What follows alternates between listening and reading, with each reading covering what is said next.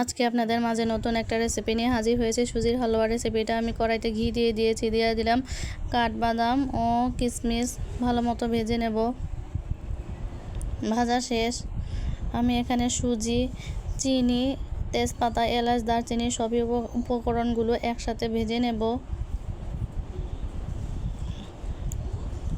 তো আমার ভাজা শেষ।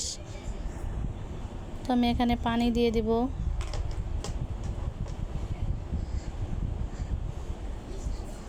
দিয়ে দিব লবণ হালকা, ব্যালেন্সটা ঠিক রাখার জন্য। তো আমার হালুয়াটা প্রায় রেডি। তো আমার সুজির হালুয়াটা এখানে রেডি। আমি উপরে কাঠবাদাম ও কিশমিশগুলো ভেজে রেখেছিলাম, দিয়ে দিয়েছি। তো এভাবে আপনারা বাসায় ট্রাই করে দেখবেন, খেতে ভালোই লাগে। আমার রান্নাটা যদি আপনাদের ভালো লেগে থাকে তো আমার চ্যানেলটিকে আপনারা সাবস্ক্রাইব করে দিবেন, লাইক করবেন। ধন্যবাদ সবাইকে।